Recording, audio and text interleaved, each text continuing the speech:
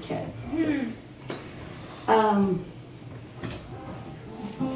As you know, Barbara was so kind to give me a job a couple months before my mission trip to help me raise money for it.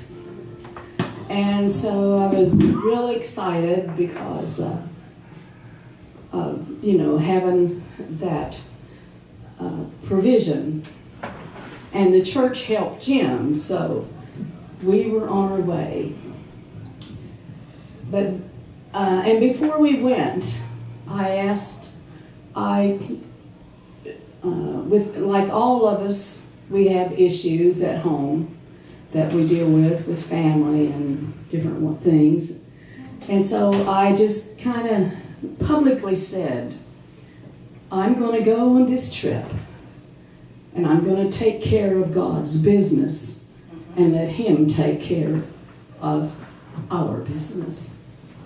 Well, when we got over there, the first week was wonderful, and everything went like clockwork. And then the second week, I got sick, as did a few other people on the team. And I was in bed 5 days. And during that time, I had a great sadness come over me, because in my heart I knew that something was not right. And so I became bitter and I became angry. At home. Something wasn't right at home. And something wasn't right at home. And I became bitter and I became angry that I was lying there 5 days in bed, sick, when I had spent so much time and energy in earning money for this trip and the promises that I'd made for God. And I could not understand. I felt betrayed. And after 5 days, they took me and two of the other people to an emergency room while we were there. And in this big emergency room, it was a teaching hospital, but it was in a small town. And in two big rooms, there was not one sink of water for anyone to wash their hands. And so I was very unnerved in a lot of ways. And so, and neither did anyone wear plastic gloves. And they used an extra bed to put all of their little tools on. And at least 6 people asked me, what's the problem? They didn't seem to be writing anything down. And so I was lying there and I looked up at the ceiling and I saw cobwebs. And so I turned on my side and I had my eyes closed. And when I opened my eyes, there was a little old lady in the bed right next to me, probably 3 feet away. And she was dark, and she had a little ring in one nostril. And she was lying there with her eyes closed. And she opened her eyes, and I opened my eyes. And for just a few seconds, we looked deep into each other's eyes. And of course, we never said a word. But at that moment, I had a distinct feeling that here we were, 2 suffering individuals, totally equal in our suffering. And I felt like I was looking into the soul of India. And so I thought, God, are you teaching me a lesson? And then they wanted to do a blood test, but I wouldn't let them. And I later found out they dismissed me against their wishes.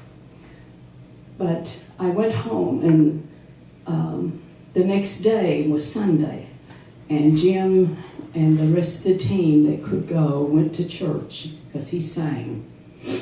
And on that day, I was reading this book by a medical doctor who had started a retreat center for back in the 90s for people who had terminal diseases, and to help she was like a forerunner of the total body healing, not just the physical, but to address the whole body, the mind and the soul and the spirit. And at one of these retreats, there was an elderly man who had gone through the Holocaust. And he had become a successful businessman, but he became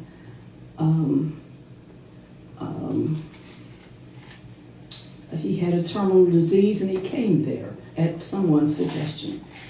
Well, when he got there, they had taught the staff to be very open and warm, and he said, his name was Yitzhak. And Yitzhak said, "What is this? What is this huggy? What is this love for strangers?" And they never tried to explain anything to him. They just kept reaching out to him. Toward the middle of the week, he began to respond. And at the end of the week, the physician asked him, "Have you learned anything this week?" And he said that he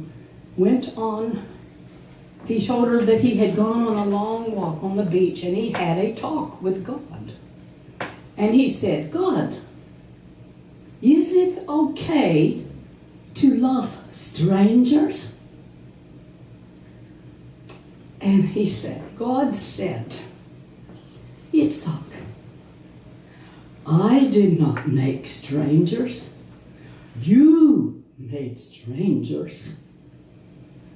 And so that day I realized that my church and all of the ministries that my friends and everyone reaches out to others to help them, that we have torn that barrier down and we have learned to not make strangers.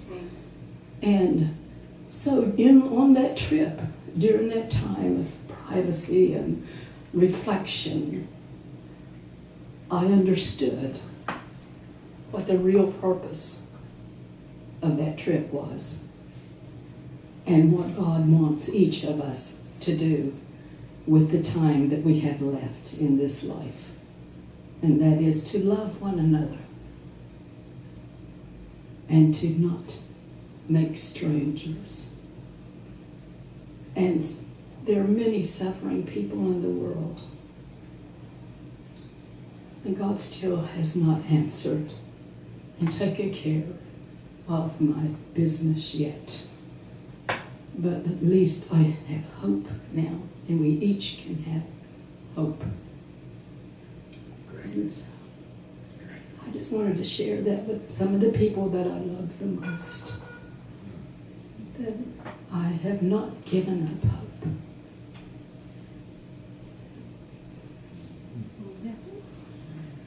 Good. You're right.